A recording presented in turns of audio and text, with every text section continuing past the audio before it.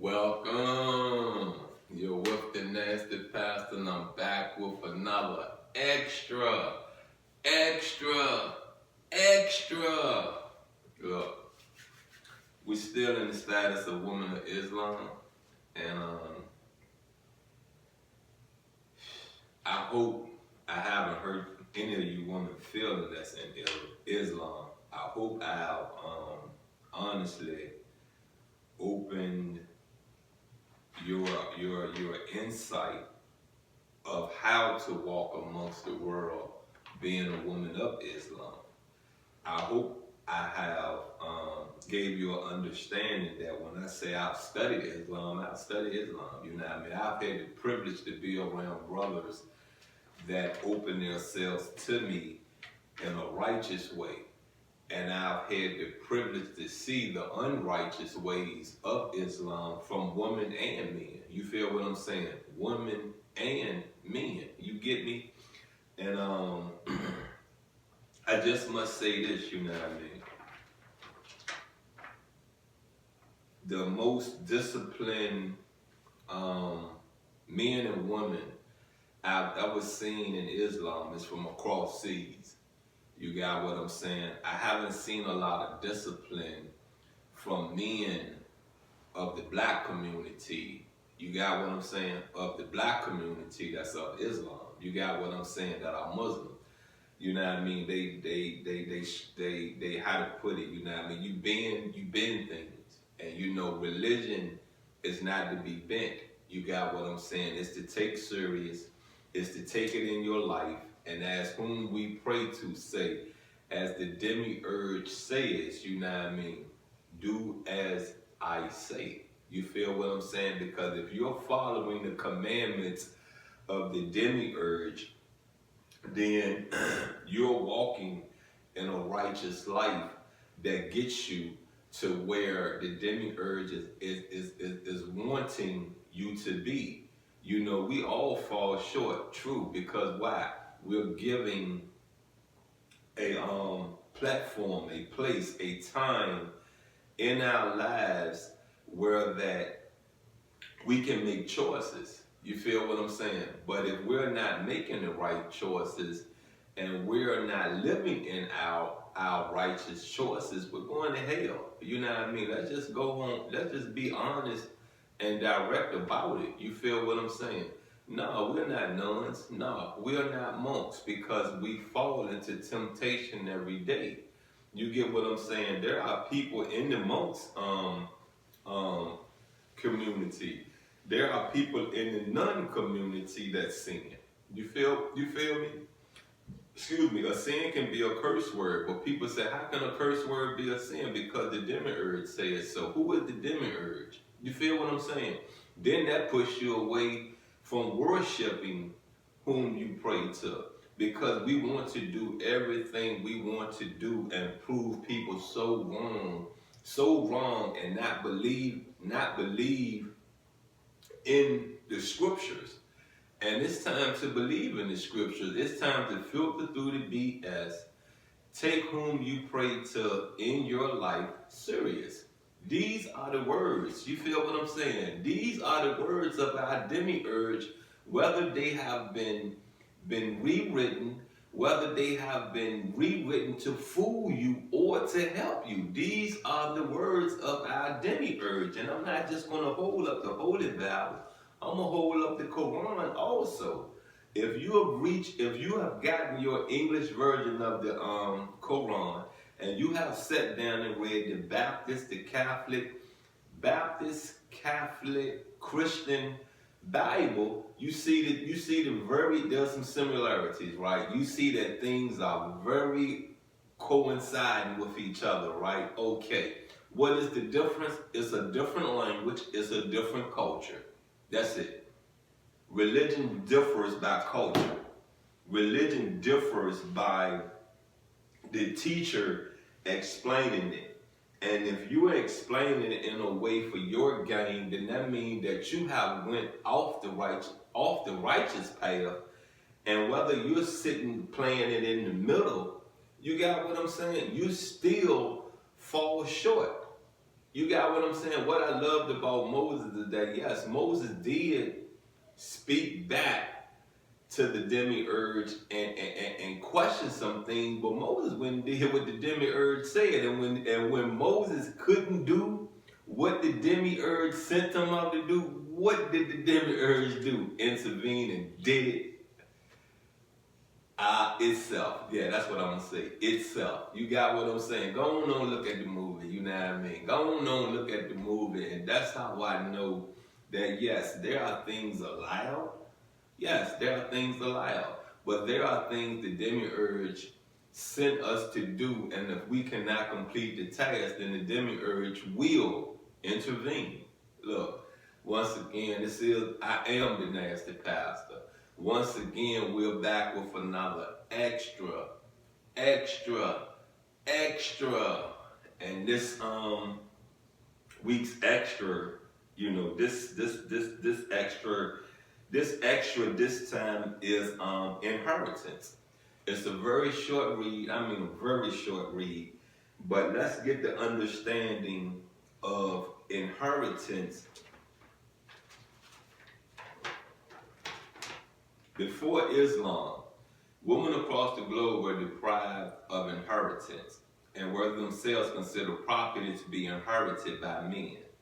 Islam gave women the right to own property and inherit from relatives, which was a revolutionary concept in the 7th century.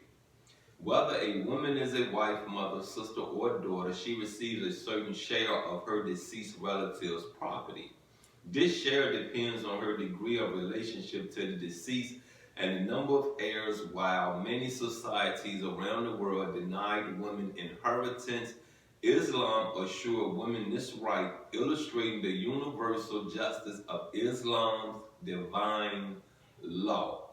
All right, that's the end of this. And I just want to say this to you, you know what I mean? If you caught the last extra, we was on politics and social services, right? Right? And in politics and social services, it said that there are women, the women of Islam, have the right to, you know, basically make these laws, voice, you know, speak, bam this, bam that. In other words, they are really the head of Islam. But when we get into inheritance, this is telling you that before Islam, women across the globe were deprived of inheritance and were themselves considered property to be inherited by men. Now, do you understand what women are trying to do today? Do you understand the fight that women have been fighting since women have been able to be given the rights to vote? There was a time in America, women could not vote. The black women could not vote. You understand what I'm saying? They fought for the black men to vote, and we won that, and we started voting, but our women couldn't vote. So what was it about women that makes it where that their outlook of life, their input of our civilization, of our life wasn't needed? Help me get that. You know what I mean? And if you really dabble and doodle around to it, let's point some things out about the mind, the makeup of a woman. Sometimes women don't know what they want, right? Today I want, right now in this second, I want spinach. Then when you go heat the spinach up, you bring the spinach to them. No, I want some collard greens. I'm just gonna touch the surface right there. I ain't gonna get too deep into some BS that I could start, you know what I mean? Because that's not what this is about.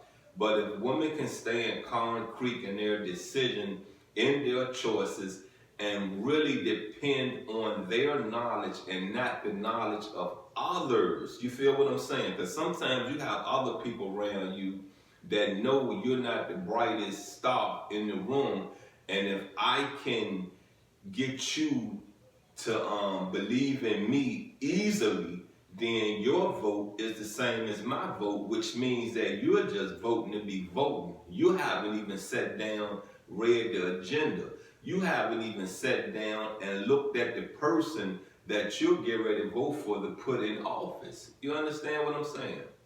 That's how men felt. You get what I'm saying? This is what we're reading. This is what society, this is what history has proven. You understand what I'm saying? What us men, our reflection, our thoughts of women, it has showed.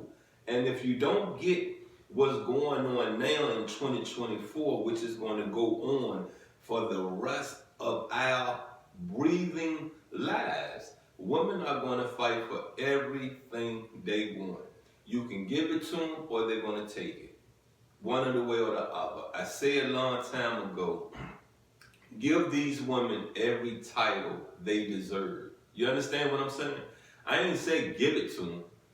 You got what I'm saying? If they deserve that title, they have what, see, let me put this down right quick.